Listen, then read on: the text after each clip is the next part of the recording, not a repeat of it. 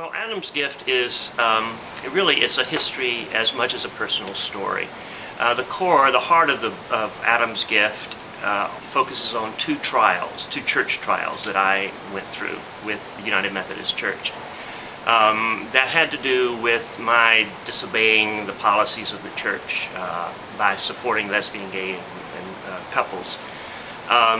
But it's also a personal story because the trials are set in the context of my life and my growing understanding of how the church has persecuted lesbian, gay, bisexual, and transgender people for centuries.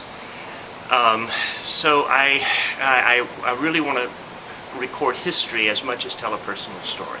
I wrote Adam's Gift because as a pastor in the United Methodist Church, it became very clear to me that my church, which I was a part of, was persecuting people because of their sexuality.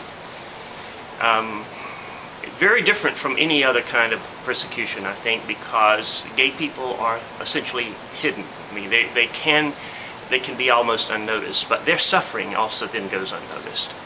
And as a pastor, I felt really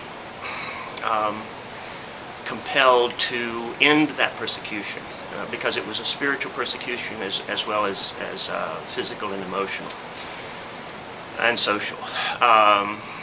So I felt that writing the book was a way of continuing to help people understand the persecution that gay people experience in our society, particularly from the church. And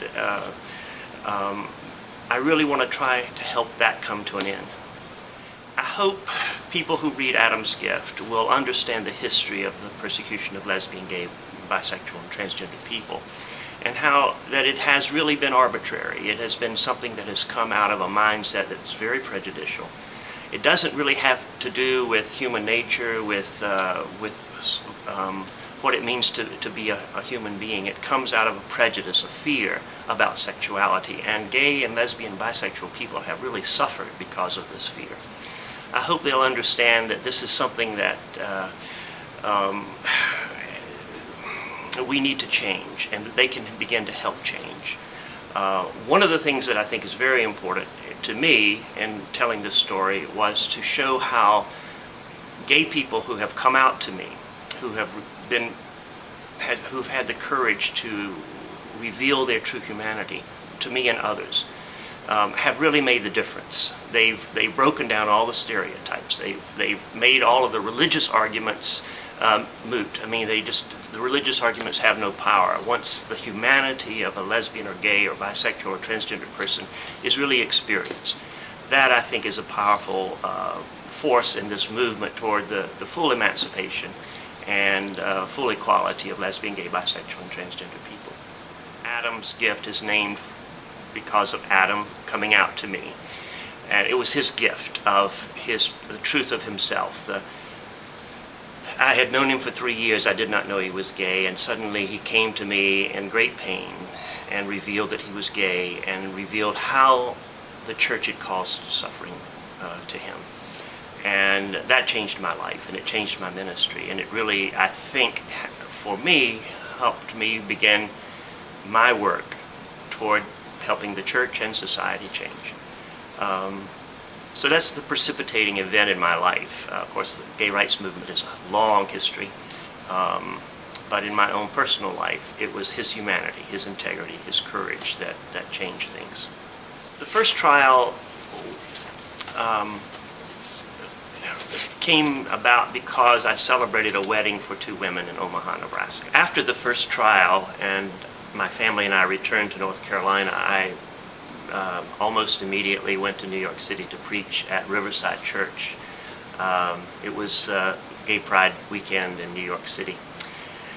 And in the sermon, I shared a story about Mary and Martha. It was Mary and Martha, whose wedding I celebrated in Omaha, Nebraska, that was the reason for the first trial. And I want to read to you about my sermon.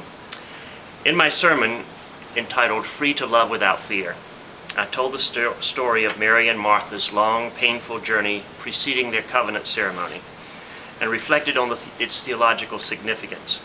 I explained that their religious traditions had taught them that God was a monstrous power, threatening to reject and condemn them because they loved women and not men.